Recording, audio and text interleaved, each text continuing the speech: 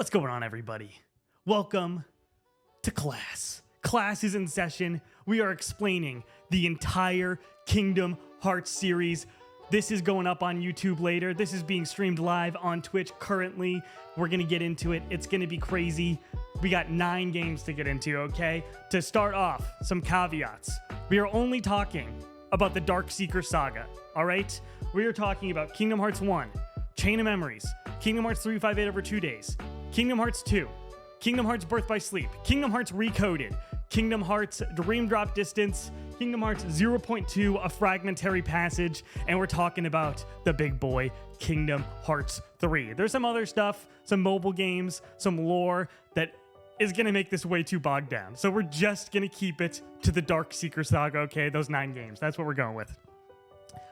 Caveat number 2. Kingdom Hearts is complicated, all right? There's a lot going on, and you might get confused.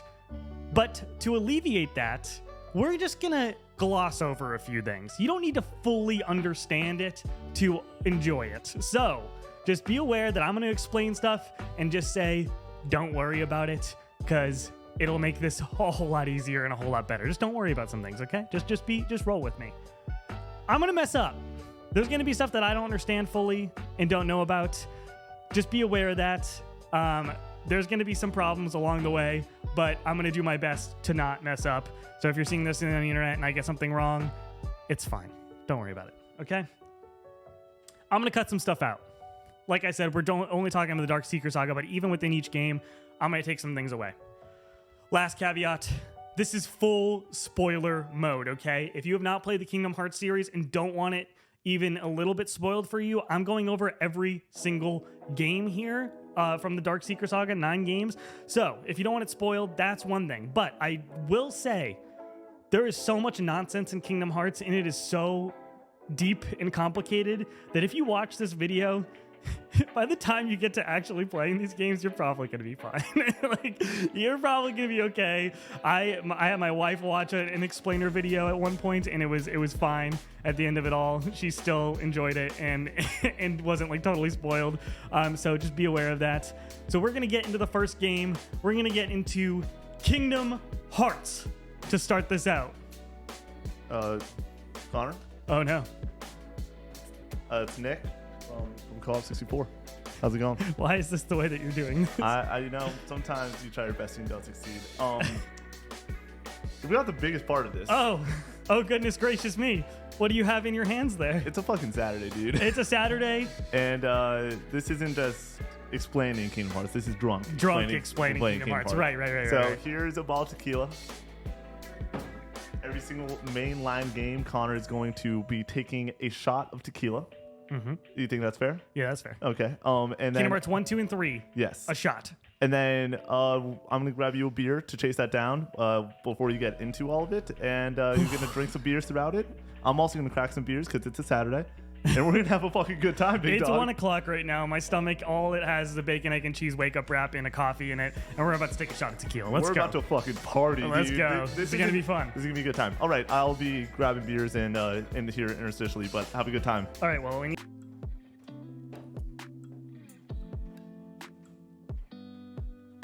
Kingdom Hearts, okay? What is Kingdom Hearts? Nobody really knows. But we do know it's a game on the PS2 that came out in 2002 and changed little Connor's life, okay? It's a magical, special game to me. It's my favorite game of all time. But to rip this, we're gonna take a shot to start this out. Cheers, everybody, to Nomura-san.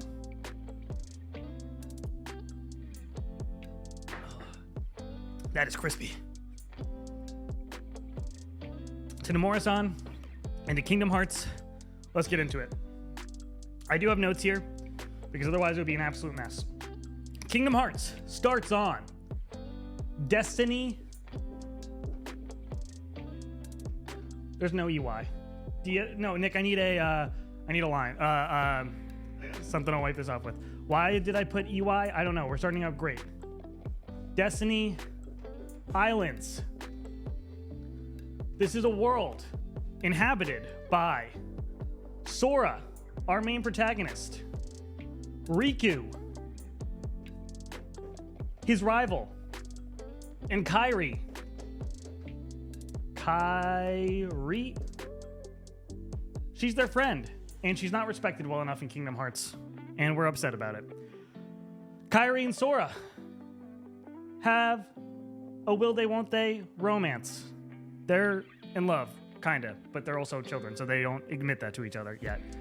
Sora and Riku have a rivalry, but in the hearts and minds of many are also in love. You know this to be true if you played Kingdom Hearts. Those are our island trio.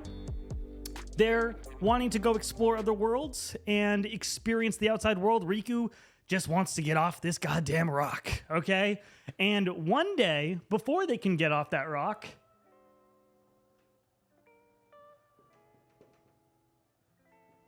darkness comes and swallows the island whole. Darkness spawns Heartless. Darkness equals Heartless. Heartless are monsters taken over by darkness, trying to swallow other people's hearts. They lose their hearts, so they're trying to take other people's hearts.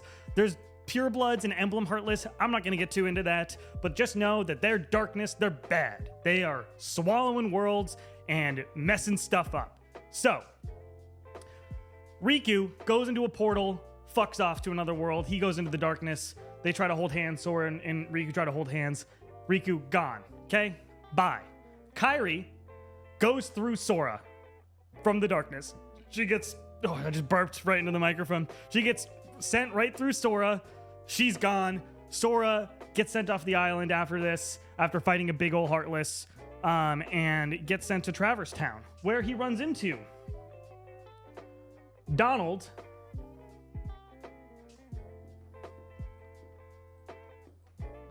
and Goofy,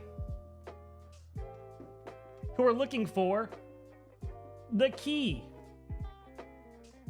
The key is the Keyblade that Sora now wields, which can take on the Heartless in the darkness and banish them and deal with them, and that is Sora's goal, but he mainly just wants to find his friends Riku and Kairi.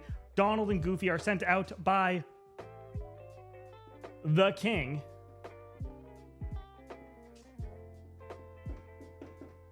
to find the key, and so Donald and Goofy don't give a shit about Riku and Kairi. They just are going to find the key, and the key can be used to lock the heart of each world to stop the Heartless from flowing in to the same extent that they were, okay?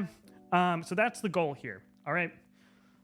The goal of the Heartless in the darkness is kind of run by this bad bitch named Maleficent. I don't know if I spelled that right. Maleficent. And the Disney villains. And they get a hold of Riku. Oh no! Riku gets grabbed by Maleficent and the Disney villains and is influenced by the darkness. Maleficent's like, this boy got the key, thinks he's hot shit, and now replaced you with a dog and a fucking duck. Why would he do that? What a rude little bastard boy. You don't want to hang out with them anymore. Come hang out with the darkness. Come hang out in the dark Disney worlds, okay? So Maleficent and Oogie Boogie and Jafar are all hanging out, and they're doing bad things in all these worlds, and they grab Riku and say, come along with us. This Sora boy, he's nothing to you anymore. Come hang with us. But the creator of the darkness and influencing Maleficent and Riku by extension is this guy named Ansem. Ansem is a handsome young gentleman, okay? And he wants to plunge all the worlds into the darkness by attaining Kingdom Hearts. That's his goal, but he is using Riku to influence this, and Riku starts getting all angry because of it. But to get to Kingdom Hearts, you need 7 princesses of heart. 7 princesses of heart, okay? Use the 7 princesses of heart to open the portal to the final end of worlds or whatever to access the door to darkness, which has Kingdom Hearts inside of it. Got it? That seems simple enough, right? That made sense. So, he wants Kingdom Hearts. Wants Kingdom Hearts, which is the heart of all worlds, apparently. That changes in the other games, and is also a game that came out on the PS2 in 2002. Yes, Kingdom Hearts. That's what that is.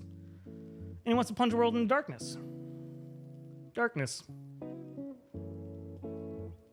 And he believes behind that door is darkness. So, Sora goes off and looks for Riku and Kairi with Donald and Goofy. And Donald and Goofy stick around because he's got the key. But they are best friends by the end of the game because, of course, they are, because Sora's just a good boy. And they go and finally run into Maleficent, the Disney villains, run into Riku. Riku's taken over by Ansem, and he's talking all funny. They go to the final world, have a clash with Ansem, and they win. They win that battle. And Ansem's like, let's open this fucking door. Let's see what's behind door number 1. And what's behind door number 1? He's like, it's fucking darkness. And Sora's like, JK, it's light, bitch. And the light comes through, destroying Ansem, restoring all the worlds. Riku's free from him. And this is where this leaves us at the end of Kingdom Hearts 1. Sora, Donald, and Goofy, affectionately SDG. They're in between. They're hanging out in the in-between space. There's the realm of darkness, there's the realm of light. And they're kind of in this in-between area, all right? Kairi is back on Destiny Islands, DI. She gets sent back to Destiny Islands once all the worlds are restored. She's back there. Riku, after escaping Ansem and the king, Mickey, who is not referred to as Mickey the entire game because Disney was weird about it, until the very end they said you got one Mickey pass. You can say Mickey one time. And in this scene, Donald finally says, or not, Donald, Goofy says Mickey, and that he's okay with the king. To close the door that was opened, which darkness is going to flow out of, you need a key on the inside and you need a key on the outside. Mickey has a key, because why the fuck wouldn't he? And he has the key, but they need to close the door from the other side. So Riku and Mickey from the other side of the door close it. SDG, Sora, Donald, and Goofy push from the other side, close it from the other side. That's Kingdom Hearts 1. Riku, Mickey, Realm of Darkness. Sora, Donald, and Goofy, in between. Kairi is back on Destiny Islands, baby. Let's go. That's Kingdom Hearts 1, everyone. All right. Next game. Kingdom Hearts. I could have probably just left the Kingdom Hearts up there and just erased there isn't even a 1. Kingdom Hearts. Chain of Memories. This is coming off the backboard a little bit. Let me push it back. Boom. Bang. Boom. How's my butt look, everybody? You guys are seeing my butt a lot, so I apologize for that. So, we know where our heroes are. Sora, Donald, and Goofy in the realm in between, all right? After defeating Ansem, they're just kind of stuck there to wander and vibe a little bit. You don't really get great resolutions for everybody. They're just kind of around. Eventually, they run into a castle. Castle Oblivion. This is a Nomura-ass castle right here, okay? It looks really cool from the outside. It's all white and shiny on the inside. And we learn that this castle is inhabited by Organization 13. There's some hotties and some robes, okay? There's some just guys who want to party in some robes, all right? And they want to fuck with Sora. They have robes. They have robes.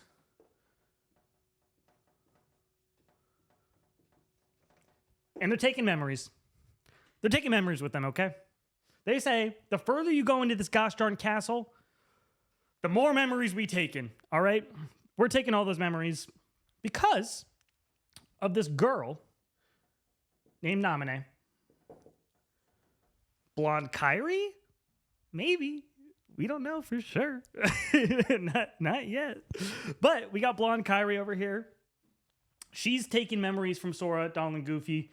And Sora is continuing through this castle because he's looking for Riku. He thinks Riku might be there, and the organization keeps mentioning Riku, but eventually his goals change because Namine, who's a witch, is what they call her, is taking the memories from Sora about Kairi and replacing them with her. And she is like, I'm trapped. I need you to come save me. And Sora's like, I don't remember this person. And then eventually it becomes, no, Namine was on the island with me. I need to save Namine. We got to go save her. So Namine says, forget Kairi. Hang out with me. Kairi, forgotten, gone. As we go up, we forget.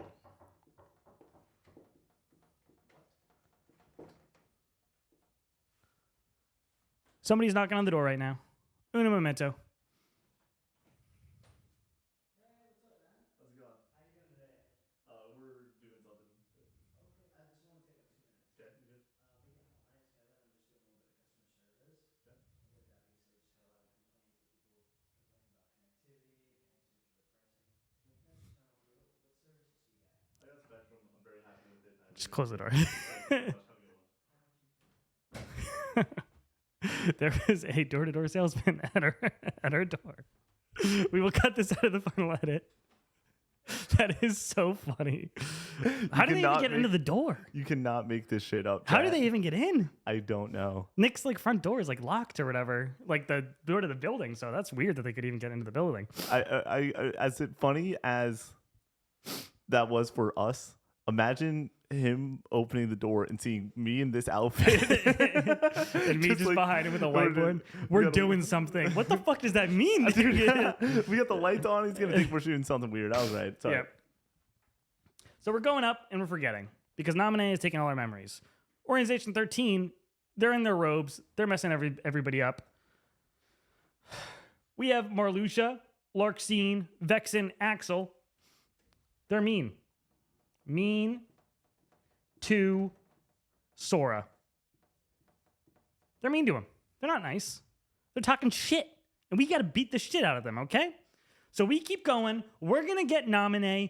We are going to save her. But eventually we realize that our memories are being replaced by somebody. That Namine isn't who we think she is. She isn't the friend from the island that we remember. But Sora, being the good boy that he is, Sora's a good boy. He's like, no, I'm going to save her anyways. I don't care if I don't know her. But the memories that are placed in my head are my memories now, and I'm going to go save her. So he beats the shit out of Marluxia, Larxene, Vexen, and Axel, technically. Technically, Axel beats the shit out of Vexen, but whatever. And we get to Namine, and Sora, Donald, and Goofy, SDG, they go EP time. Namine's like, I'm sorry.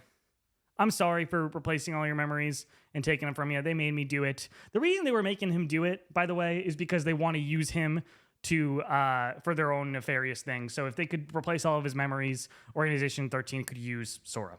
And Namine was helping because she was captured or whatever. So Sora, Donald, and Goofy, because of Namine, go back to sleep so they can get their memories put back together. They're EP. They're going EP time. While this is all happening, Riku ends up in Castle Oblivion as well. He's still battling the darkness. This is going to become a very regular theme. Riku is battling the darkness, all right? So, he utilizes the darkness to protect his friends. Friends. And he's learning to control the darkness and deal with it, is what he decides. And basically, him and Mickey decide they're going to protect Sora, Donald, and Goofy. Boom. And keep them safe while they're sleeping. Utilize the darkness. They get cool robes from this man named Diz, who I'll talk about more later. They get cool robes from Diz. They're going to use the darkness to protect their friends. Sora, Donald, Goofy, EP.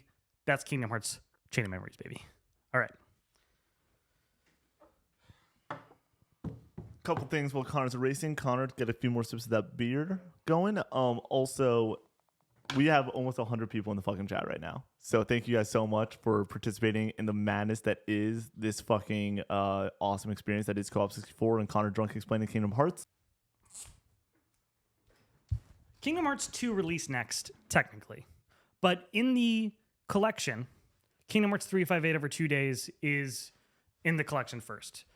And I went back and forth on what I was going to do. I think the best place to go next is Kingdom Hearts. Why did I just do that? I'm drunk, clearly. I did 2 lines for an H. It's not looking good out here, guys. Kingdom Hearts 358 over 2 days. Excuse me. Kingdom Hearts 358 over 2 days. Some people call it 358 days over 2. I've heard that. That's a little weird. Let's calm down, okay? Oh, I forgot. One very key piece to this piece, something I did not explain in Kingdom Hearts 1. Sora, as I said, Kairi goes through Sora, and then eventually they all get back together. Kairi's asleep the whole time in Kingdom Hearts 1 because her heart is asleep because her heart is inside Sora. So Sora sacrifices himself. Sacrifices himself, becomes a Heartless for a period of time to release Kairi's heart back into her. And then eventually he just becomes himself again because of the power of friendship with Kairi, I guess. So he hugs Kairi when he's a Heartless and then comes back to being human. But that is very important for Kingdom Hearts 358 over 2 days because when darkness takes a heart, there's 2 things that happen. We get Heartless. And we get nobodies. Heartless are fiending for the heart and are lost in darkness, and they are generally jerks to everybody trying to take their hearts from them. And they're the big bads of the series for the most part. But when a strong-willed person loses their heart, the body that remains sometimes will start to act up, okay? Start to get a little weird over here. And they'll start getting up, and they have no hearts, allegedly, and they are the nobodies. They have no hearts. They're kind of like the people from the in-between. They're like, do they exist? Do they not exist? Who's to say? All right? So that's the nobodies. So when Sora became a Heartless, you get a fucking nobody, all right? And that's our boy, Roxas. Roxas, he's our boy. And we love him. I will not take any Roxas slander in the chat. He's voiced by J.C. McCartney, okay? He's perfect. He's amazing. He doesn't deserve the shit that's about to come to him because he's just a perfect little boy. And you guys, everybody's so mean to him, okay? The organization is so mean. So, he's Sora's nobody. Sora's nobody. And what we learn from this game and from other games is that to be a part of the organization, you get a new name, and you get a badass X in your name, okay? And then you get your name all shoveled around. So, Sora, S-O-R-A, Roxas, R-O-X-A-S, S-O-R-A, with an X thrown in there. That's everybody in the organization. They all have X's in their names, but they originally had a name, and then they get an X thrown in there. So Axel was Lee, L-E-A, gets an X thrown in there, Axel. That's important for nobody, but I just want to say that, okay? This is knowledge that's just in my head that I need to share with everybody. So, he gets added to Organization 13, who you might remember from Chain of Memories. Because he has a Keyblade. He can wield the Keyblade. And that's very important to them because the Keyblade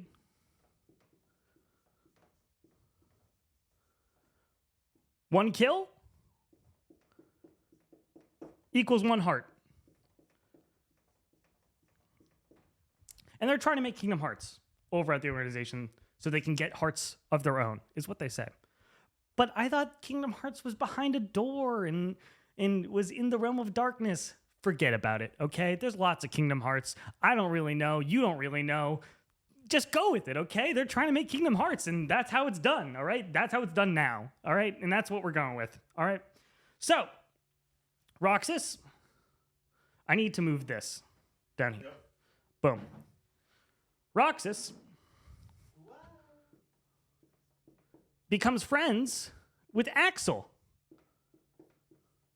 who we learn about in Chain of Memories. And he's so cool. He's too cool for school. He's a fan favorite. Everybody loves Axel. But also, there's this black-haired girl named Shion, who kind of looks like Kairi again. That's weird, right? That's really strange. Why would she look like Kairi? Who's to say? What we learn, basically, is that these motherfuckers...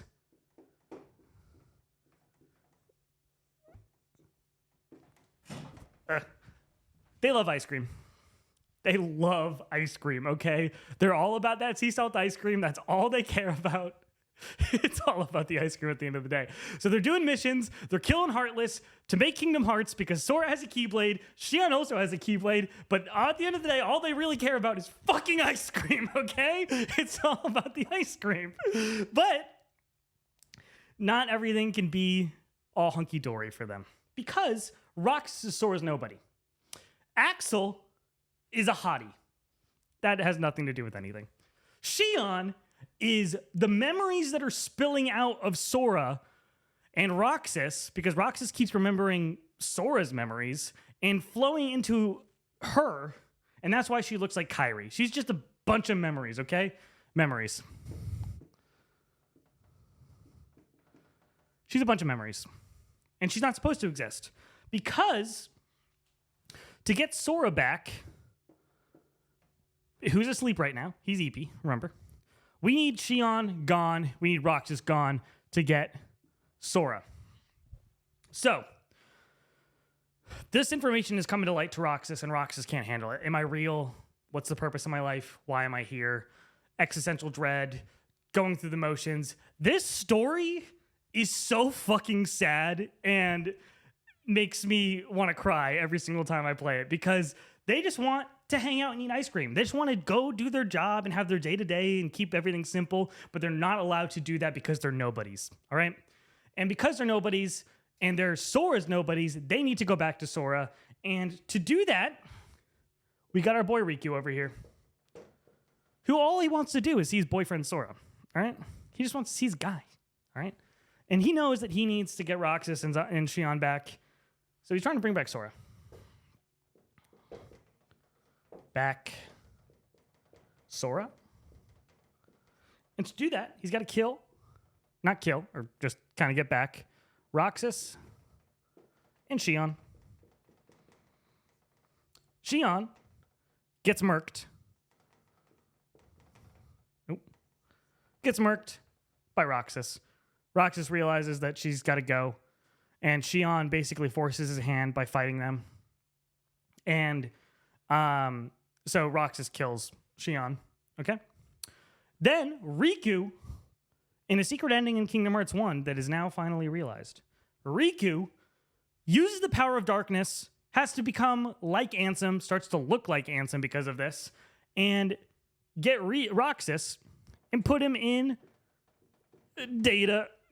He puts Roxas in Data by knocking him out and knows that they need to keep working on Sora, keep getting his memories back, keep funneling the memories back into Sora. Roxas isn't ready to go back to him. So Riku and his friend Diz, who has these wrappings around his head, we don't really know his true identity, they put him in the Data Twilight Town, okay? And the organization keeps coming after Roxas after this in Kingdom Hearts 2 because they need the key and they want the key and so on and so forth. So, as it stands, Roxas is in Data Twilight Town. Shion is murked. Axel, throughout all of this, is just wanting to be with his friends. He's just sad that he's losing the ones that he loves. There's this awesome scene that makes me cry every single time where he's talking to Shion and Shion's like, I can't go back. I don't exist. I don't want this to be this way. And Axel's like, I just need to keep bringing you back because they are going to kill us. Otherwise, the organization's going to kill us. And at the end of the day, all I really want is my friends. And he's like, you can keep running, but I'll be there to bring you back. And I'm like, God damn, this series is awesome. It's so good.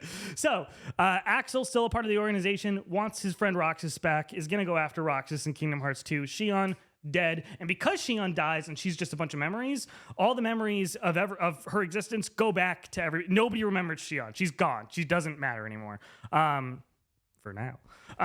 So Shion gone. Bye. Riku looks like Ansem because he had to give his heart over the darkness because he could not defeat Roxas, who had 2 Keyblades, which is badass. We all know it. You all know it. I know it. It's badass. And that's where we leave off at 358 over 2 days. Okay? We're going to get into Kingdom Hearts 2 now, and that means I have to take another shot. That was too big of a shot. No, it wasn't. I messed up. Yeah, you fucked up big time. All right. All right. Cheers.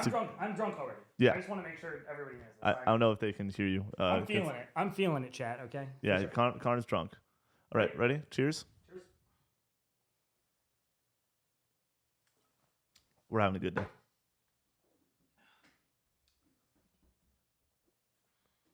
Connor, I'm not gonna lie. I started the notes tab of things that we will drunk explain later because this is just so much fucking fun. This is so fucking good. A lot of people have said top 5 content and love this content a lot. All right, we're hopping into Kingdom Hearts 2, aka the GOAT. I totally took the cap off of this and then just put it right back on for some reason. Okay. As we know, Roxas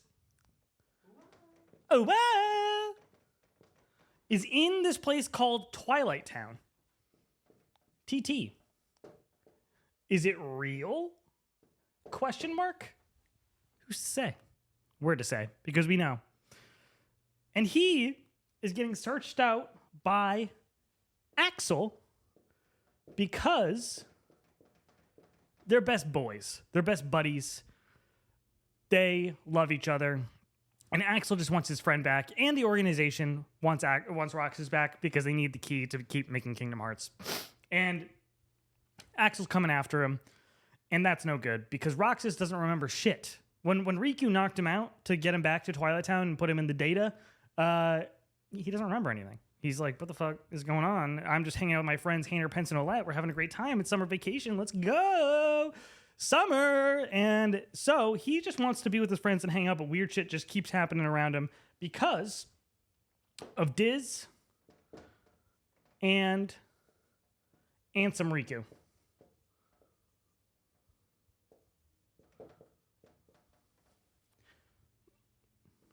Ansem Riku, who are kind of watching over Roxas, making sure everything goes according to plan because they need Roxas to go back to Sora eventually. Eventually, Roxas accepts his fate. Diz, Ansem, Riku, Naminé, also involved here, are convincing Roxas it's time. We're gonna need to have you to go back to Sora. So we finally get an amazing opening where Roxas's summer vacation is over. He gets back to Sora. Sora cries because he doesn't really understand why he's leaving his friends, but they aren't his friends. They're Roxas's friends, and he's like, oh, I gotta go.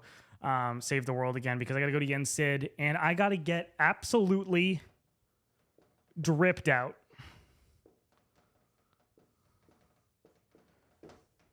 Sora's dripped out, okay? He gets a new fit. He looks cool as fuck. When I saw this when I was a kid, I was like, Jesus Christ, who cooked on this outfit? Nomura did. Nomura cooked on this outfit. There's so many belts going on, dude. Oh my God, the belts. He looks amazing. Come on. So, he is told that these new organization, nobodies, Heartless, they're still running amok. Okay, they're not doing good. So, he's got to go to the worlds to unlock their pathways to connect the worlds again and be able to go between world to world and help out with the shenanigans that the organization and Maleficent and Pete are currently wreaking havoc on all of these worlds. So, as we know, Xemnas, who is the leader of Organization 13. He wants Kingdom Hearts. That is the organization's goal. He wants Kingdom Hearts, which is a heart thing that will give them all hearts. It's also a video game on the PlayStation 2 that came out in 2002, but that doesn't matter. So, Xemnas, leader of the organization, he is going around making sure Sora kills Heartless because, as we know, one heart,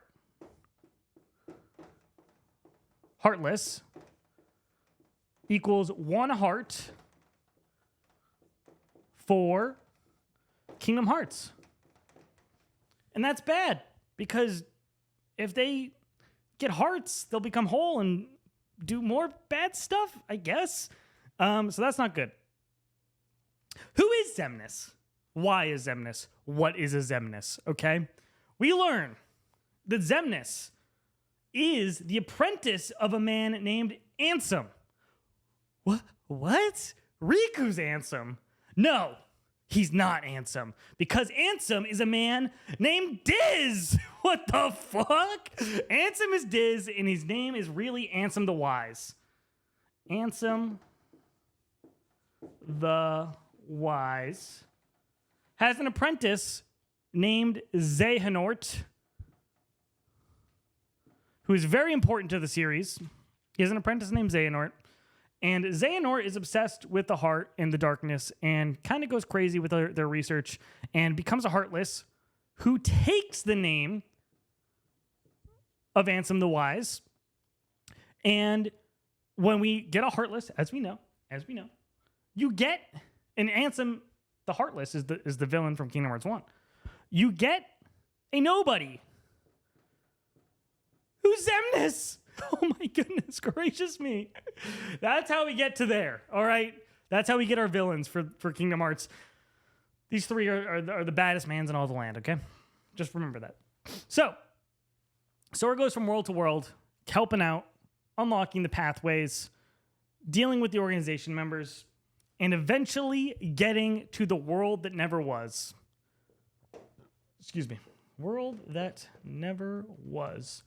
The world that never was is the organization's homeland. That's where all the bad shit is happening. And it is the coolest video game location you've ever fucking seen. I swear to God, it is so cool. It's like a city, but like it's all neon and like, why did they have to go so hard with their location? Like, what is going on here? Cheers.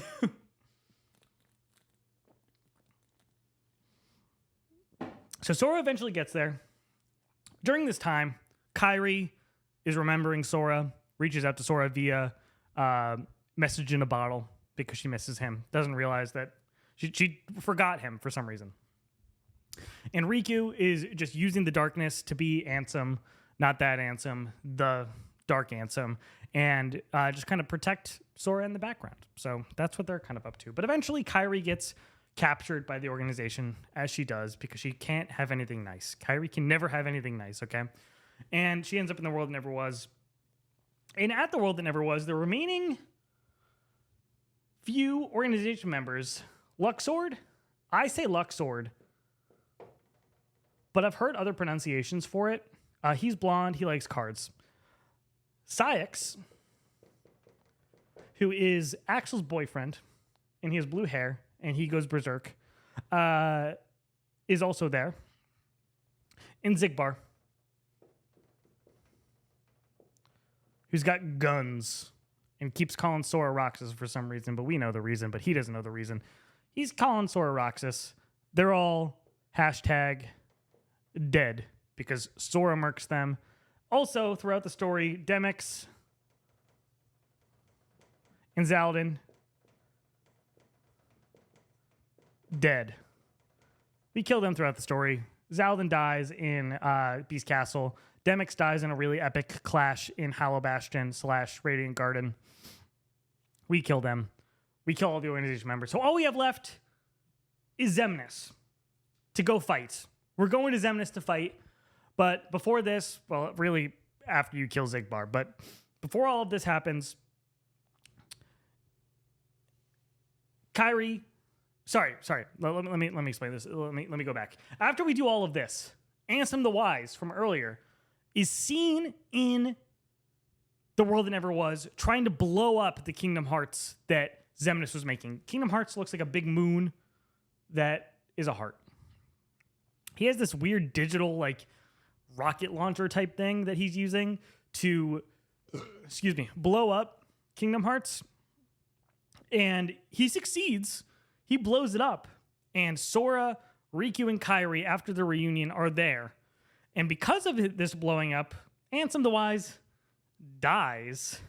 And Sora, Riku, and Kairi are there. Riku in his Ansem form.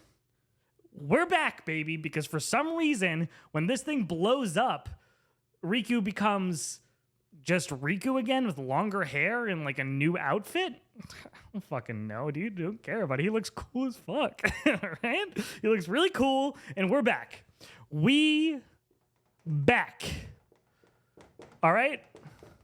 We back. All right? Kairi, Mickey Mouse is here, Donald and Goofy, Riku, but not Dark Riku anymore. We're back. We're hanging out. We're going to go kick Xemnas' fucking ass, all right? And we go and we kick Xemnas' ass in the most epic boss rush of all time, all right? There's like 5 phases. One of them, he's a dragon. One of them, he's sitting on a throne. One of them, he has a cool robe, and he's fucking Darth Vader. Like, it's really cool. And he sends a bunch of these lasers at you, and then you and Riku go, boo, boo, boo, boo, boo, and block all of them. It's badass, okay? And eventually, we defeat him.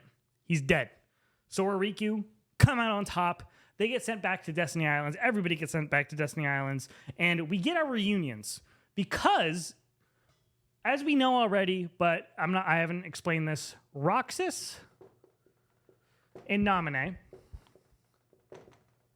are Kairi and Sora's nobodies. Okay?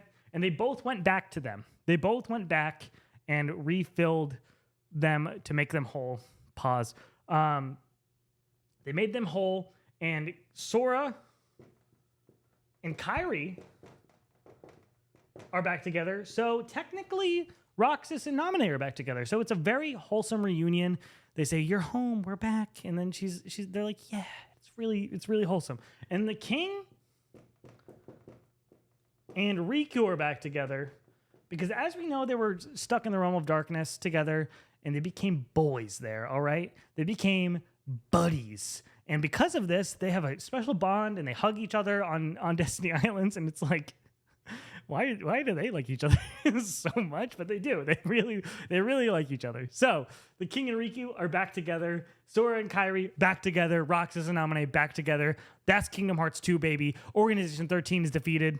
Kinda. And it's the end of the series, right? This is it. Wrong. We got a lot to go. Oh my god. These fucking titles, dude. What the fuck? We had fractions in this shit, and now someone's going to sleep. Goddamn. All right. We gotta skull this beer real fast.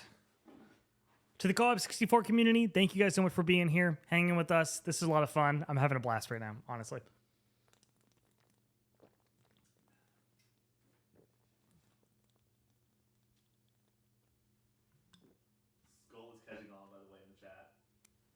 Hell yeah, brother.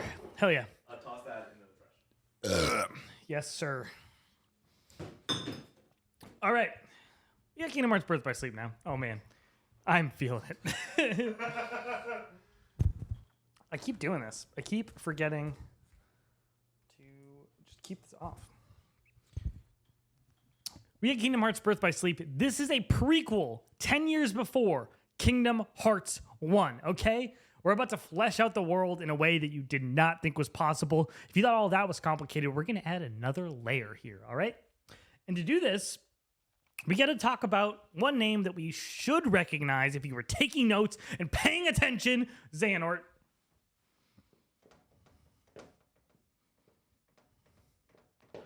He's back. He's old. Why is he old? We don't know for sure yet, but he's old and he's a master.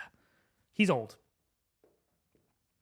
And another old guy who's apparently the same age as him, but didn't lose his hair, Ericus. I don't know how to spell this. That sounds right. Ericus is Star Wars. Nick, I need another beer too. Nick's on it. He's Star Wars because he's voiced by Mark Hamill, and I can't not hear Star Wars when I hear Mark Hamill. Ugh. So, Ericus, Xehanort, they're boys, and they are old, all right? They are old, and they are masters of the Keyblade, and they are shepherding and bringing up the new era of Keyblade wielders with... So, Ericus is a master, and he's trying to make Aqua and Terra masters as well. And they are older people. They are older Keyblade wielders. By the way, do you say Terramaster or Tetramaster? Tetramaster. Oh, Tetramaster? Fuck yeah, I know. Cheers, buddy. And to also train with them, we have a boy named Ventus that we're going to affectionately call Ven. He looks like Roxas. For some reason. That'll be talked about later. He's a kid. He's a little boy. Kid. Question mark.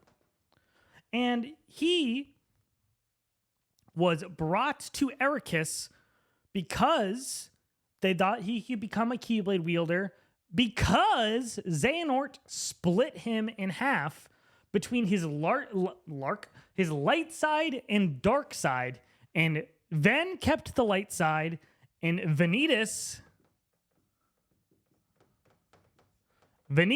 kept the dark side. So Ven, pure light. Vanitas, pure darkness, wears a mask, is mean. Ven, good boy, real good boy, goes to Ericus, boom, Ericus, and becomes friends with Aqua and Terra, as we know, because they're the new trio. Kingdom Hearts works in trios. We have Shion, Axel, and Roxas. We have Sora, Riku, and Kairi. And now we have Aqua, Terra, and Ven for Birth by Sleep. So, they go to do the Mark of Mastery exam with Xehanort and Ericus watching. Ven is there. He's too young to do the Mark of Mastery exam. Aqua becomes a master. Terra becomes Anakin Skywalker. Whether you like it or not, that's what he is, because he falls to the darkness because Xehanort is Emperor Palpatine and is influencing him and becomes Anakin. And he lets the darkness kind of take hold of him. He wants to use the darkness. He's a dark boy, bad boy. He is Anakin Skywalker. So, Aqua is concerned. And they are all going to go off and deal with the problems that are happening in the worlds, because Aqua is a master and she has a capability to do so. Terra is not passing his exam, but can prove his worth by helping out on the worlds that need their help. And Ven is a whiny little baby boy and is worried about his friends and says, I'm going too, all right? I'm going to go hang out with my friends and help out on these worlds. And the worlds are being overtaken by Unversed. Unversed.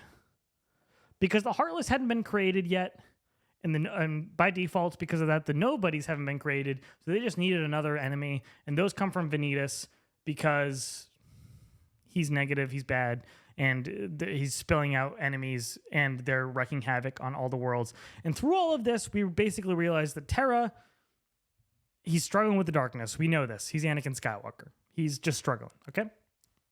Aqua, concerned with Terra, as we know. Ven, baby boy. All right? That's where we're at. And through all of this, they're going from world to world.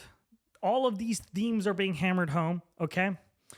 We realize that Xehanort, bald boy, is trying to make something called the Keyblade. And you might say to yourself, Keyblade? We know what a Keyblade is.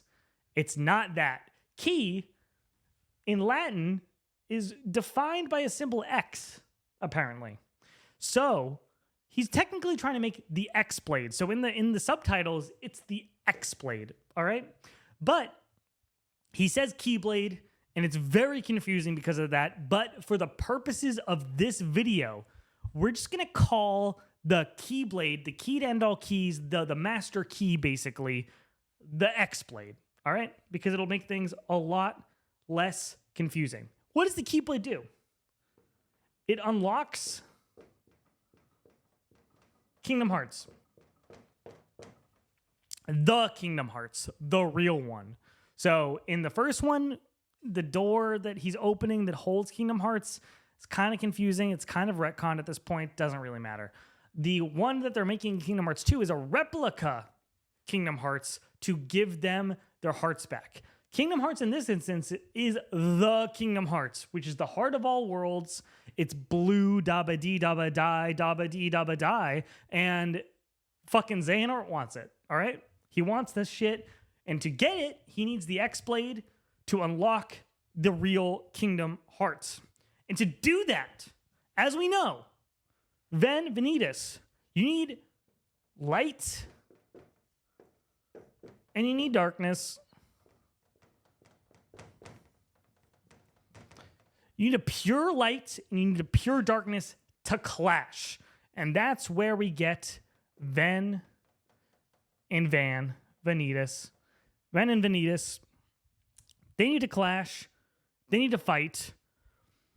And because of this, so finally, after doing all their shenanigans in all their worlds, they go off, realize that Xehanort's doing bad stuff, is trying to create the Keyblade, the X-Blade, to unlock Kingdom Hearts, realize that he's trying to get Ven and Vanitas to fight each other. And because of this, Master Ericus tries to kill Ven. Because he's like, we can't let this happen. And Terra sees this happening. Like, you're going to kill my boy, my friend? He's like, no. I'm going to use the power of darkness and give myself over to the darkness and fuck you up. He's like, nah, we're not doing this, all right? So he kills Ericus to save Ven. They all go off to the Keyblade graveyard to fight Xehanort to prevent all of this from happening. And through this is kind of a running theme in Kingdom Hearts where, like, they're trying to prevent something from happening, but they find themselves in the situation that they were trying to prevent from happening because bad things will happen if they don't do it, but bad things will happen if they do it. So they generally prefer the latter for some reason and just go and do the bad thing. So they go to the Keyblade graveyard. Ven and Vanitas fight. And Vanitas looks like Sora? Question mark? Why does he look like Sora? Because Ven, when he was captured by Xehanort, took refuge in Sora's heart. And then when he was re-fulfilled and split apart, he got the rest of his heart back. And when he was split, the part that looked like Vanitas, the dark part, just took on the visuals of Sora for some reason. And that's why he looks like Sora. And Haley Joel Osment from the hit film, what is it called? It's the one with Bruce Willis. Nick. Bruce Willis. Haley Joel Osment. The ghost one, I can't remember. The Sixth Sense. The Sixth Sense, thank you. Haley Joel Osment, who's in The Sixth Sense, voices Vanitas really well. He does a great job. So he looks like Sora because their hearts split apart, and Ven had already been inside this boy's heart, and now has split off to be his own person. So they fight. It doesn't work.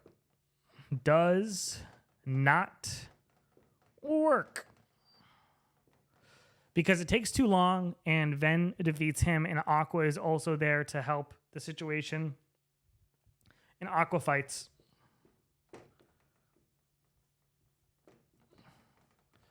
To protect your friends in all of this. So, while this all is happening, Terra, who is Anakin,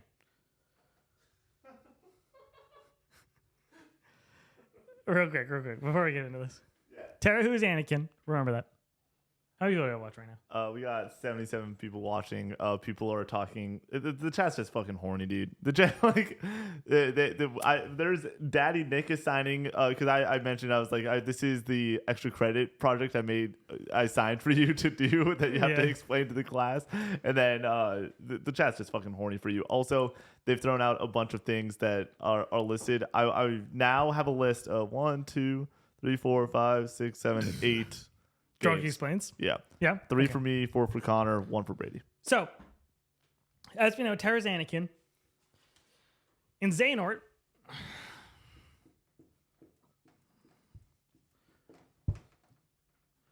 he needs a young, hunky lad to be inside. Pause. He needs he needs a young hunky lad to be inside, because in case this doesn't work, he needs to stick around. He's old. He's getting up there in age. And because of this, he needs a young hunky lad to be inside. And that was the whole plan with Terra, was to let his heart fall to darkness and go inside of him and take his body from him. Body snatchers, baby. And he basically succeeds. Terra goes to darkness, equaling young Xehanort from this. So, in all of this is where we stand right now. We're making a Keyblade. It unlocks Kingdom Hearts. Light and Darkness fight Ven and Vanitas. Vanitas looks like Sora for some reason. Doesn't work. Aqua fights to help out here. And the Keyblade is summoned, but they prevent it from being used, basically. Because Xehanort and Terra are fighting up on a whole rock. And eventually, Xehanort wins, but doesn't really, because there's a lingering will that stays behind to help fight in all of this, because Terra's heart is still strong. But eventually, Xehanort gets in that young hunk and gets inside of him. And because Terra is filled with darkness, keeping his heart weak, and young Xehanort exists. And this is the Xehanort that we see in Kingdom Hearts 2, that is the apprentice of Ansem. So where does that leave us? Over here. Ven.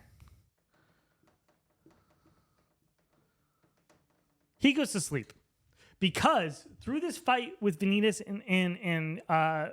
and Ven, his heart is weakened and is damaged. And he goes to sleep, and his heart rests, finds refuge inside a young lad, a young boy named Sora. Oh, it all makes sense now. Because Ven looks like Roxas. And the reason Ven looks like Roxas is because when Sora becomes a Heartless, he takes the part of him that looks like Ven and makes his nobody that ends up looking like Roxas. Boom, we made it connect. There it is. There it is. So, Ven is asleep and is put into the Chamber of Waking?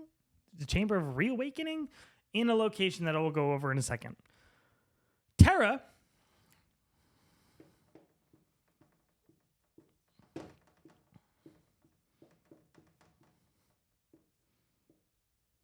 is Norded. This is a term that Kingdom Hearts fans have been using for ages. Terra gets Norded, as in Xehanort takes over his body, and that is what that entails. He gets Norded. He's a Norded little boy. Aqua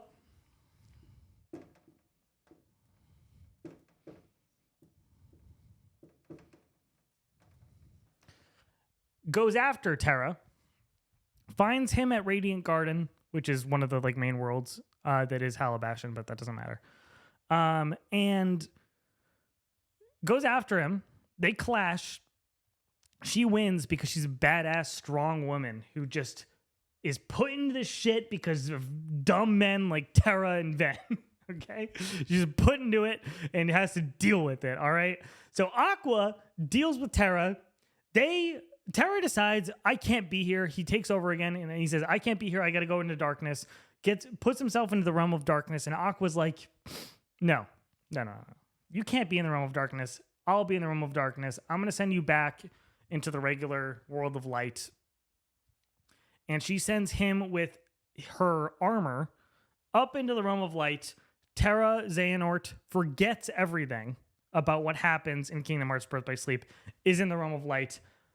Aqua, before all of this, puts Ven into the Chamber of Waking, ready to be awoken, into Castle Oblivion. Yeah, you didn't expect that from Chain of Memories to come back. He's in a room in Castle Oblivion. The reason that the organization is looking in Castle Oblivion and is kind of obsessed with Castle Oblivion is because Ven is sleeping there and has a Keyblade and can help them with their plans. So Ven's sleeping there.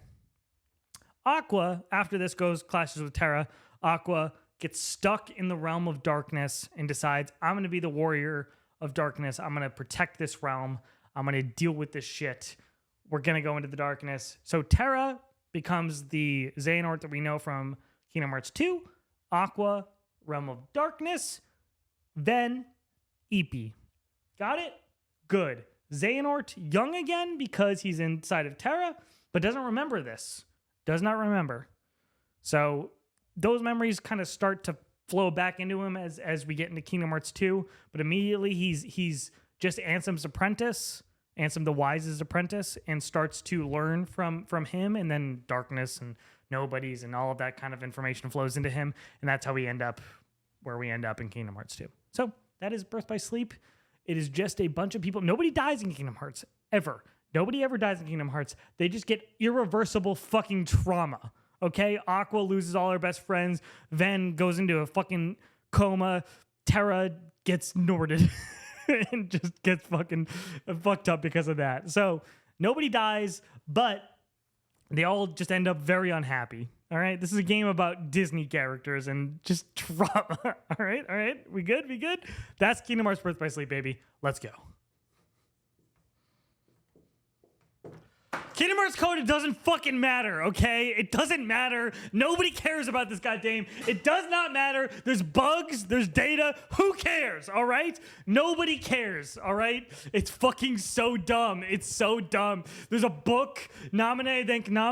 There's bugs and data that we gotta fucking deal with. It just goes over the events of Kingdom Hearts 1 again. It gets explained in Kingdom Hearts Dream Drop Distance anyways, and Kingdom Hearts Dream Drop Distance is a fucking mess, and I don't want to fucking talk about Coded, so I'm not talking about Coded, all right?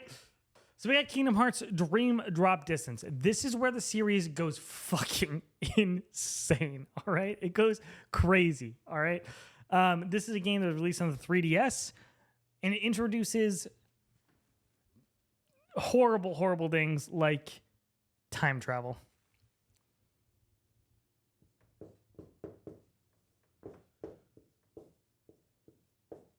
So if you thought that this was complicated, you throw time travel into this, it becomes a problem. This is a follow-up to Kingdom Hearts 2. This is progressing the story for the first time in like 8 years because we had Coded, we had Birth by Sleep in between this. So now we have Dream Drop Distance, which is going to progress the story. And in the story, Sora and Riku need to take their test to become masters. The Mark of Mastery exam, if you will. So, to do this, they need to go to a bunch of sleeping worlds.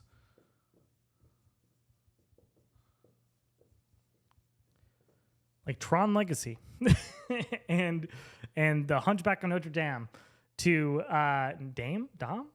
Dom to help them and free them and unlock their keyholes and prove the fact that they are worthy to become masters. To fuck with all of this, we have our time travel. And we have young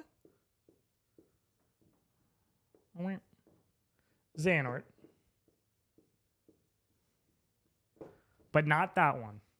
So this young Xehanort is not the version that we see in Kingdom Hearts Birth by Sleep that takes over Terra's body. This is the young Xehanort, the one from the past that like turns into old man Xehanort that we see in Birth by Sleep. So he is there to fuck everything up. Don't worry about it. Okay? Just accept the fact that he is here.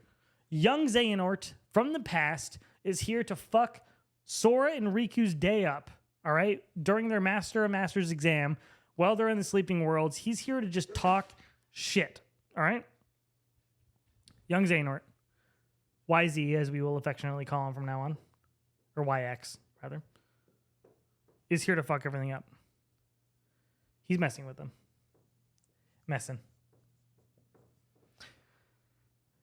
And that eventually leads us to the world that never was. As you might remember from Kingdom Hearts 2, this is the organization's main world. Why are they here after dealing with all the Sleeping Worlds? Because the organization was controlling their dreams the whole time. Sora and Riku go into their dreams to do the Master of Mastery exam to deal with the Sleeping Worlds. And the world that never was is where they end up at the end of it, basically. And throughout all of this, it is revealed that Axel is helping and wants to become a Keyblade Master because he loves Roxas. He wants to be a part of this whole situation and be a part of them dealing with all of the organization shenanigans, and Axel is kind of out there helping. So, what we find out from all of this is that Xehanort, the old man, is back. All right?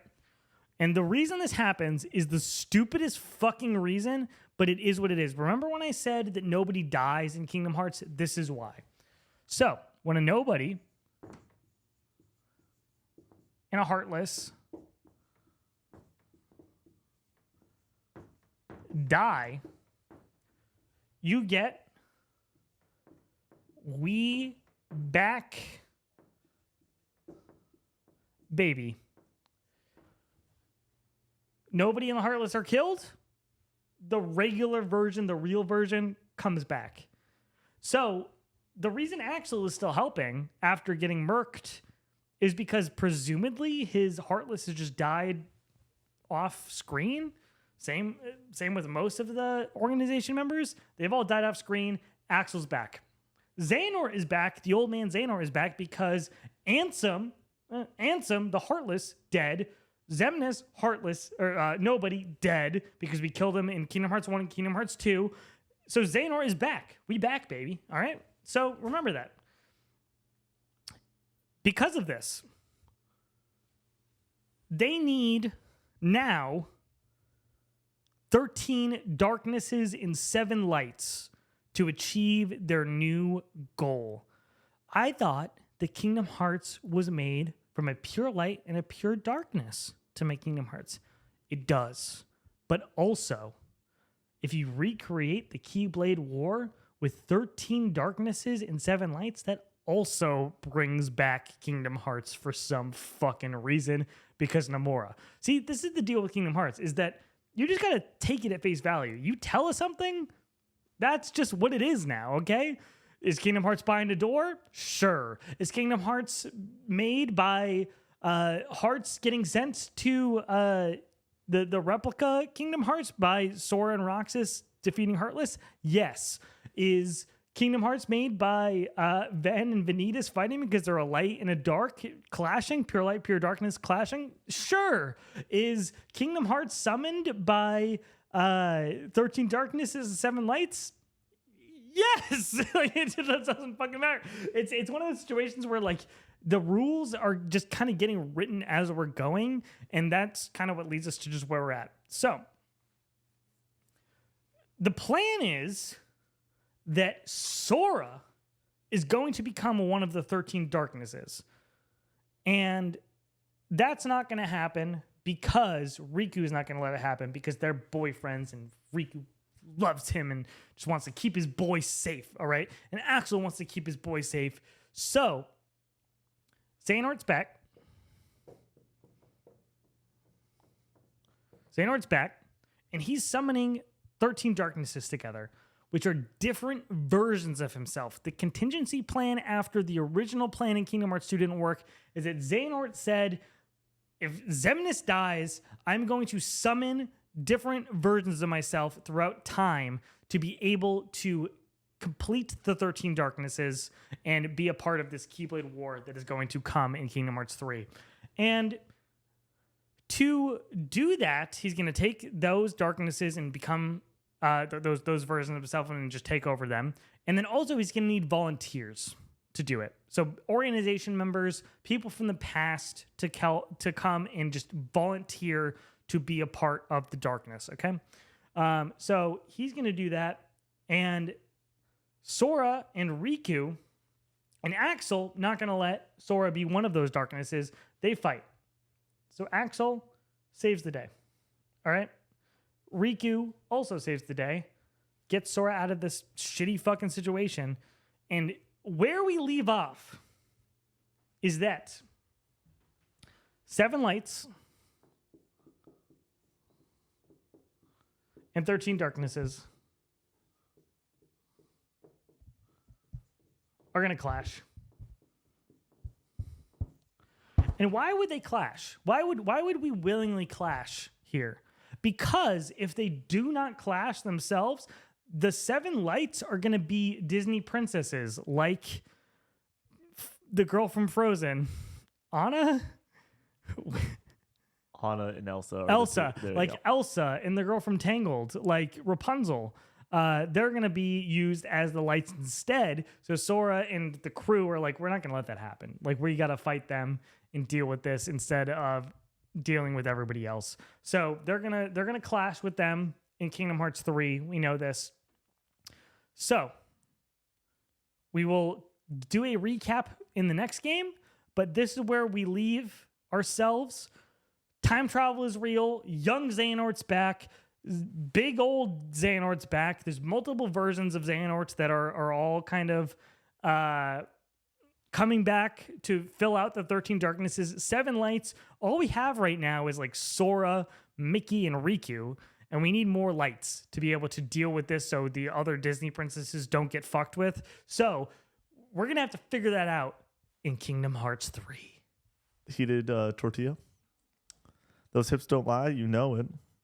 Nick looked like a fucking snack always. Yeah, this is definitively like top 5 piece of content we've ever done. Yeah? Definitively, yeah.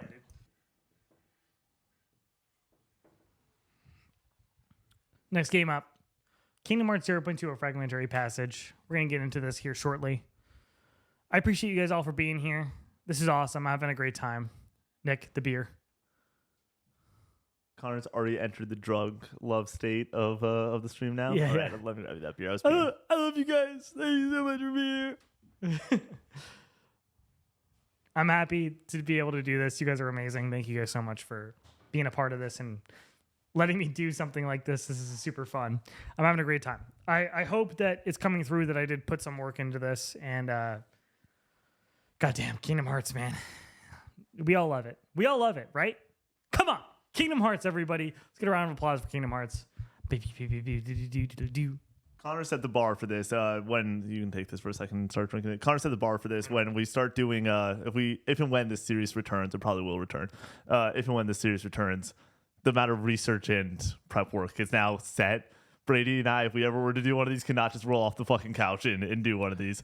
But it's gonna be a good time. I promise you, though, if Brady and I were to do one of these, I know. Does somebody say that? Yeah, that's on. Sweet. That's the only one I have guaranteed for Brady. All right. Kingdom Hearts 0.2, a fragmentary passage. It's also Kingdom Hearts Birth by Sleep 0.2, a fragmentary passage, because it's related to Birth by Sleep, but I'm just going to call it, I've always called it Kingdom Hearts 0.2, a fragmentary passage. So, fuck you if you say otherwise. This story focuses on our girl, Aqua. Aqua is in the realm of darkness.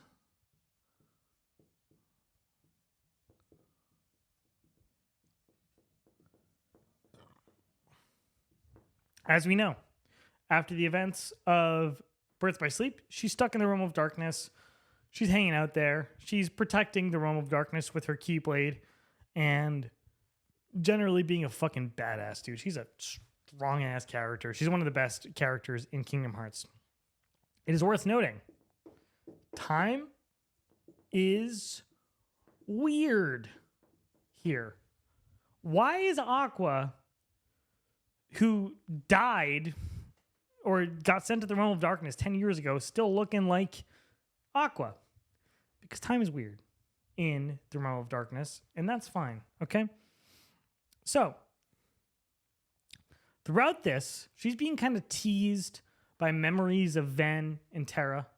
All right, she's protecting the worlds that have fallen into darkness, which, as we know, every world that basically wasn't in Kingdom Hearts 1 and Kingdom Hearts 2 has fallen into darkness, like the Cinderella world that they went to in Birth by Sleep, the Sleeping Beauty world that went to into Birth by Sleep. Those are all a part of 0.2 and Fragmentary Past. This was basically a demo for Kingdom Hearts 3, and of course, a demo has Kingdom Hearts lore in it, basically. So that's kind of where we're at with this. So time is weird. She's stuck in the realm of darkness. All right, Mickey Mouse.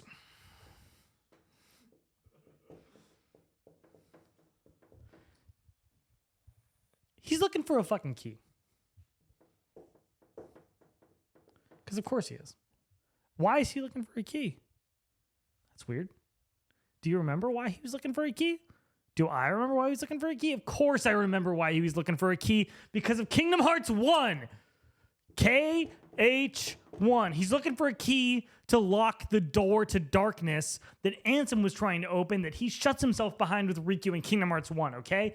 He's looking for the key, the badass fucking golden key that he has, the Kingdom Key D is what it's called canonically, the big old D, all right? He's looking for the key from Kingdom Hearts 1. And because of this, Riku be running. He's running. Which we see at the end of Kingdom Hearts 1. He's going to close the door after being freed from Ansem. He be running, okay? He's running to help Mickey with the key that he found in Kingdom Hearts 1, which is happening during the timeline that Aqua is currently existing in, because time is weird, dude. Time is weird in the realm of darkness. So, Aqua helps Mickey and helps Riku and makes sure that this all happens. And because of this, she sacrifices herself to the darkness. She sacrifices herself to the darkness to help Mickey and Riku.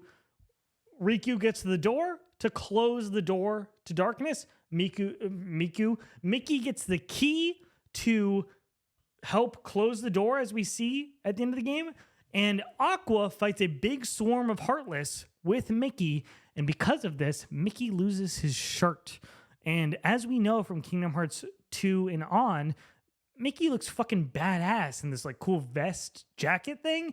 But he looks like the canon Mickey with like just pants and a shirt on in Kingdom Hearts 1. And because of the big fight that they go on, Mickey has no shirt on. So Mickey be fucking naked. All right? Naked. Mickey's naked. All right. He's got no shirt on. At the end of 0.2 of Fragmentary Past, because it's all happening in Kingdom Hearts 1. This connects the whole fucking thing. And this is a demo for Kingdom Hearts 3. Isn't that fucking weird? So, at the end of this game, Aqua, further into darkness, just continues to be in the realm of darkness. Mickey knows she's there, is naked, is helping Riku, who's running, to lock the door to darkness at the end of Kingdom Hearts 1 and prevent the darkness from getting out. Sora, as we all know, then just goes on to do his adventures. And this is where we leave us off. So, we're heading into Kingdom Hearts 3. This is a very important moment. We're going to do a refresher. All right? Refresh.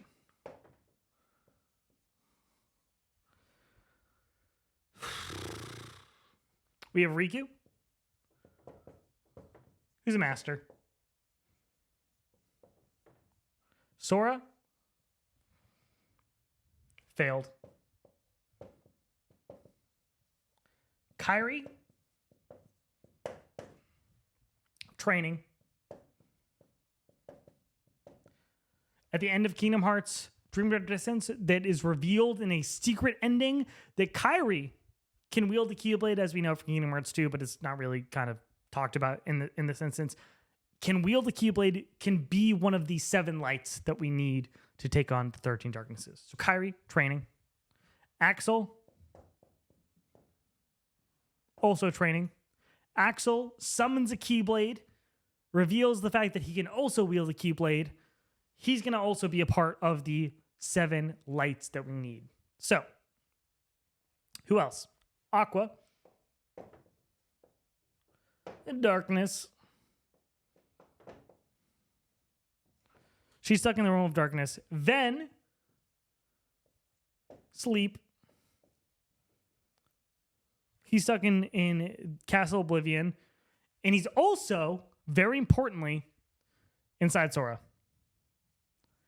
Because his heart is taking slumber inside Sora. That's why he's sleeping. So, remember that. Roxas is also inside Sora. Because he reconnected with Sora and gave up his nobody form, gave up himself to be inside Sora. So, there's that. Terra. This boy is Norded. He's fucking Norded. Okay? He's taken over by Xehanort. He's Norded. Mickey.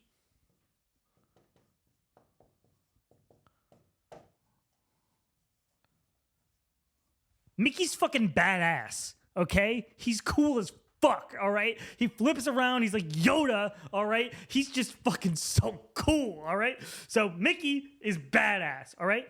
And that's where we're at. And the for the people of light. Organization 13, they're all Xehanort. They're all Xehanort, all right? So everybody who joins Organization 13, they're getting the yellow eyes. They're getting controlled by Xehanort. They're all Xehanort. That is where we leave us. The refresher, Riku, Master, became a Master from the Master of Masters exam in Dream Drop Distance. Sora failed because he let his heart fall to darkness, almost got taken over by the organization.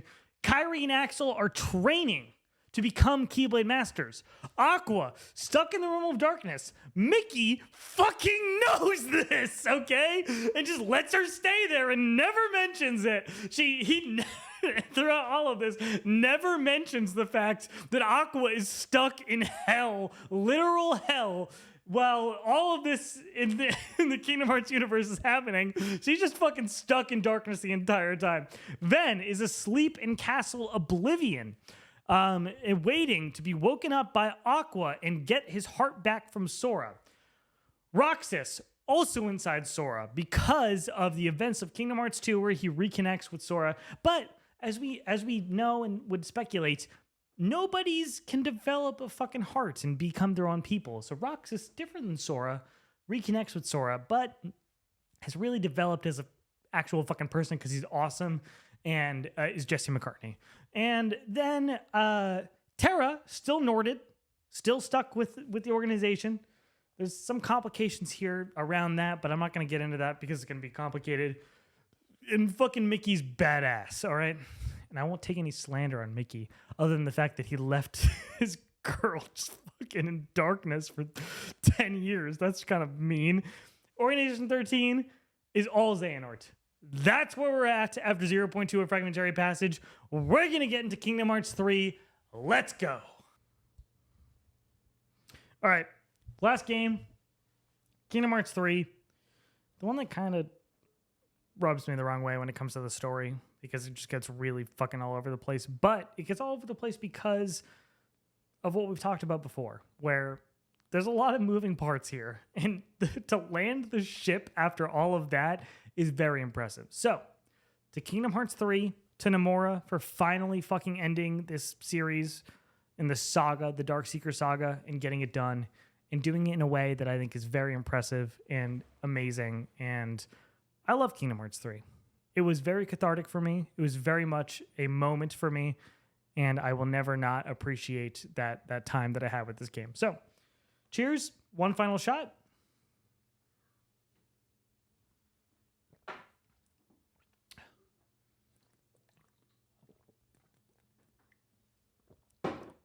Let's get into it. So, at the start of Kingdom Hearts 3, and kind of at the end of Kingdom Hearts 0.2, A Fragmentary Passage, Sora. We're getting the gang back together. Gang back together.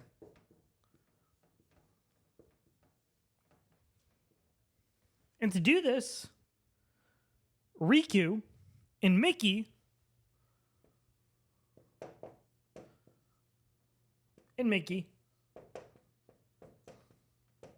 are going to find Aqua in the realm of darkness. They're going to try. They're going to try their fucking best. She's in the realm of darkness. She's stuck there. Riku and Mickey are going to find her. While this is happening, Sora, after being told that he needs to get the gang back together to get the 7 lights together, he's told that he needs to learn the power of waking.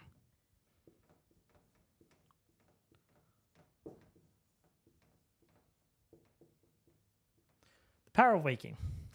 What is the power of waking? Don't fucking ask, okay? It's just used to get the characters back that we're missing, all right? And does Sora learn it? Kinda. Does he understand it? No. Do I understand it? Absolutely the fuck not. It just told to us that this is what he needs to find, and that's fine enough for me, all right? He needs the power of waking. So, because of this, we learn that there was 3 hearts inside of Sora. This has kind of been gone over previously, but let's just kind of recap. There's 3 hearts inside Sora that need to get out because they're their own people.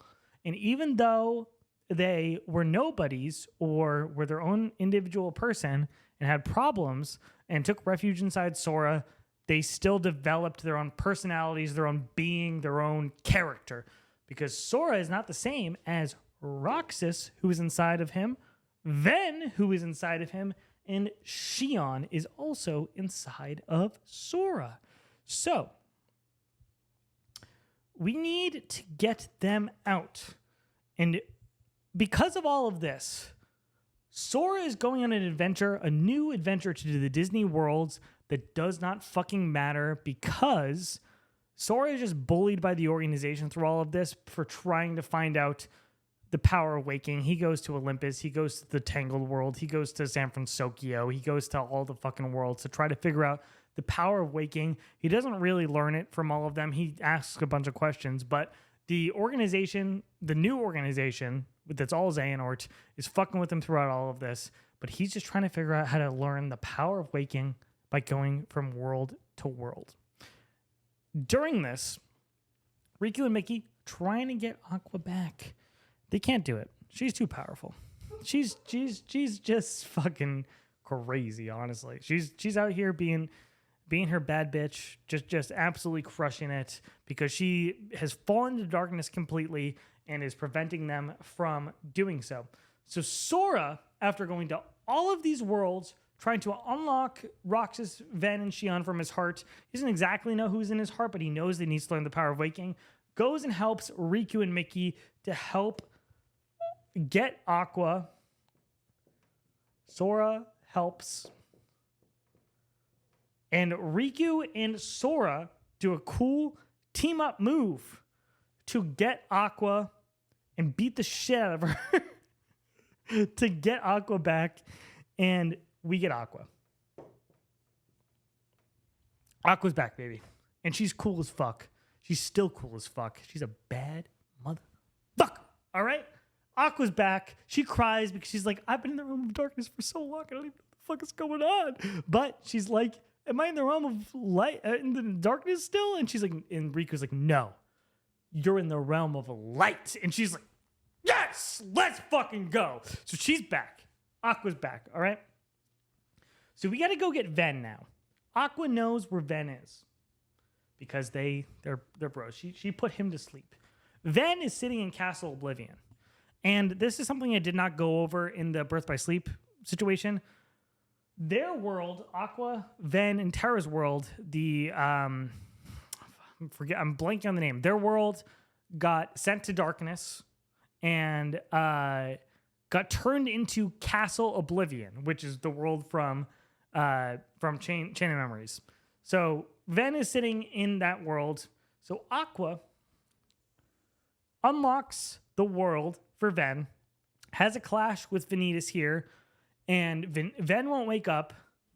But of course, Sora is there. You get to play as Aqua, which is cool as fuck. You get to play as Aqua. Sora's there, accidentally uses the power of waking, or just assumes that he uses the power of waking to get Ven up.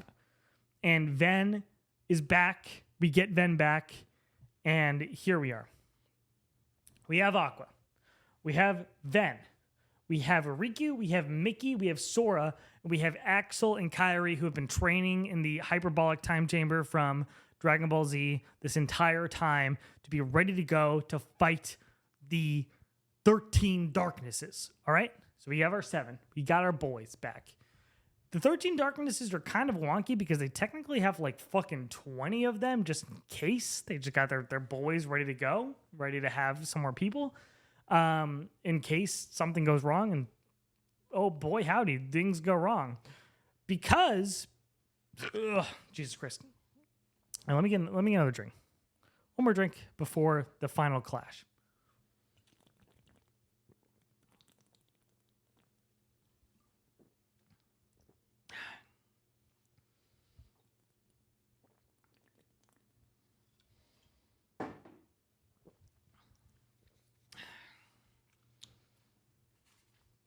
So they go off to fight the 13 Darknesses, which are comprised of different versions of Xehanort that have spanned over the decades that we've been playing this game. Also, Marluxia, Larxene, Demyx, Vexen, people from other games that are now involved and are willing to give their hearts over, or lack of hearts over, to Xemnas. Oh, Jesus Christ. But Vexen, who is a scientist who is just kind of wanting to fuck around, all right, gives us a body, a replica body, to put Roxas in. So Vexen gives us a body, boom, for Roxas. And we have our final clash at the Keyblade Graveyard. Roxas is fighting, or we need Roxas to help. Vexen gives the replica, and Sora gives the part of his heart back with the power of waking without really realizing it, and we back. We are back. We are back with Roxas. Roxas is back after getting a replica body from Vexen. Roxas, our boy with the 2 Keyblades. We're fucking back, baby. All right. Roxas is back. Also, Xion is being used by the organization to be a part of the 13. One of the 13, who is one of the many just because they have contingency plans, fights Sora, starts remembering her memories of Roxas, of Axel, of all of them. She cries. She's crying. Not good. We don't want her to cry. And Sora uses the power of waking by accident again. He's just fighting against these people and just using the power of waking like fucking nobody's business, all right? And finally, we get Roxas and Xion back with Axel. We're getting them back. They cry. They're back. Thank goodness. Throughout all of this, Terranort also fighting in a separate fight against Sora in the Keyblade Graveyard. fights against them. He uses the power of waking again. Everybody cries. Cry again. Ven, Aqua. We're back, baby. We got our trios back. We got Riku, Kairi, and Sora. We got Roxas, Xion, and Axel. We're back. We got Terra, Ven, and Aqua. It's not that simple. It's not that simple because Kairi gets taken by Xehanort.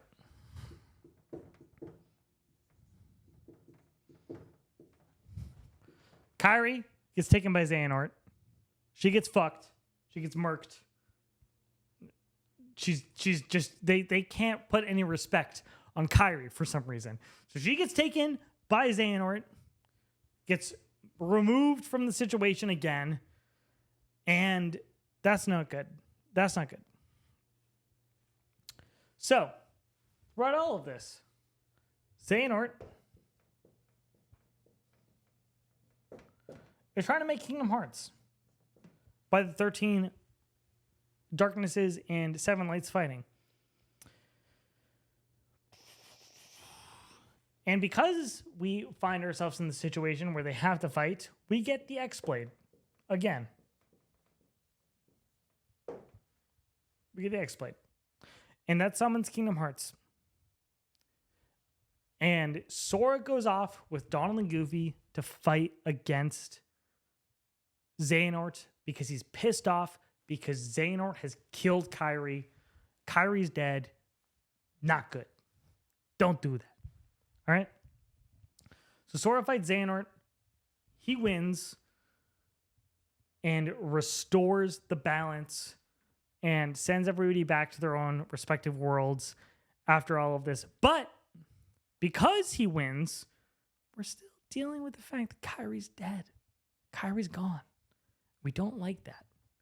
So, we've been talking about the power of waking the entire time, all right? I just almost tripped and fell. We've been talking about the power of waking the entire time. We've been told by many that using the power of waking all willy-nilly, not good. Don't do that, all right? So, Sora goes off to use the power of waking on Kairi, bringing Kairi back. We back. But Sora, he's gone. Sora's dead, everybody. Sora's fucking gone. Sora's dead and gone. The series is over. Our boy's dead. It's not good. Let me get a drink. Shout out to Sora, who laid his life on the fucking line to get his friend back, his girlfriend. But at the end of the day, we all know that Riku's his real girlfriend. and get her back to everybody. But Sora is the sacrifice to a happy ending. So shout out to Sora. We got one more chug left. Shout out to Sora.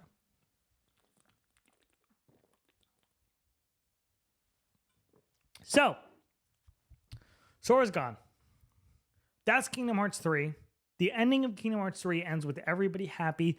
Aqua, Terra, Ven, we're back. Xion, Axel, Roxas, we're back. Naminé, Riku, we're back. Everybody's back. Everybody gets cool new outfits.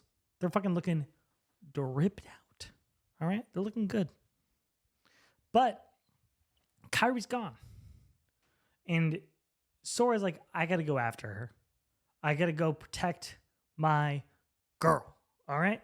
We gotta go help Kairi. And basically, we realize Kairi's in another dimension made of fiction. And Sora goes off and fights for Kairi in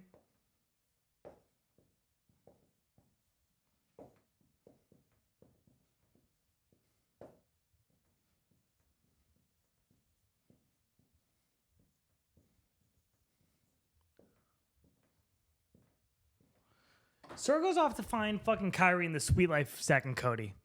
All right? Fucking Yozora is voiced by Dylan Sprouse and from the Sweet Life of Zack and Cody, and he needs to defeat them to go free his girl, free Kyrie, and get her back to the realm that they want her back in. And Sora gets stuck in this world with the Sweet Life of Zack and Cody, which is the real world, but Kyrie gets back, Sora gets stuck, and we're going into Kingdom Hearts 4, baby! Let's go! And when? When you walk away, you won't hear me say, please, oh baby, don't go. Simple and clean is the way that you're making me feel tonight. It's hard to let it go. You're giving me lately all I need. You smile, I need.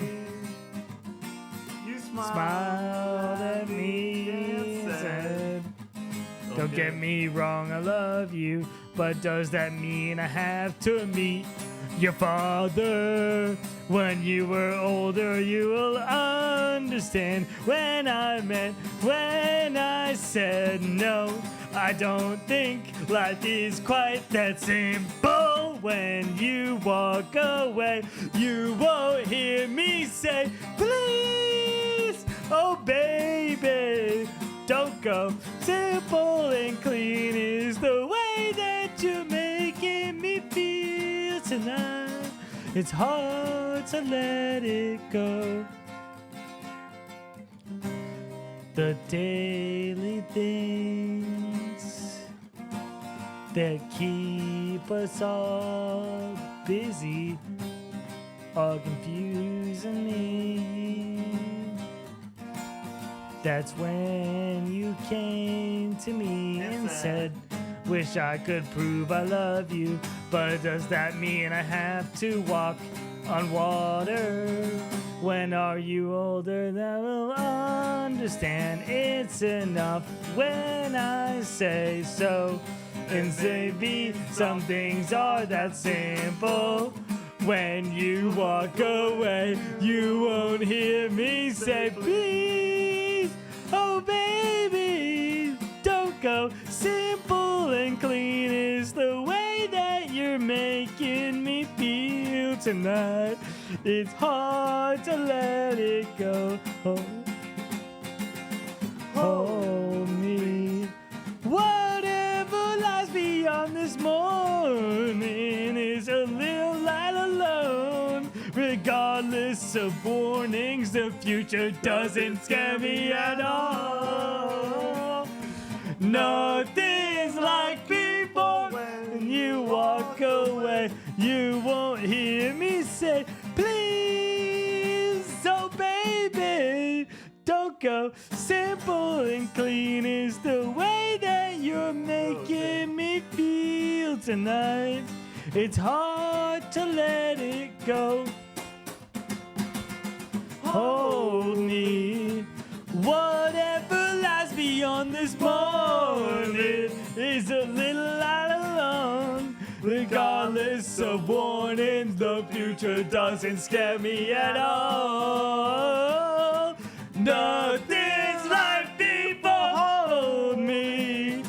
Whatever lies beyond this morning is a little light alone. Regardless of warning, the future doesn't scare me at all. Nothing's like before. Yeah!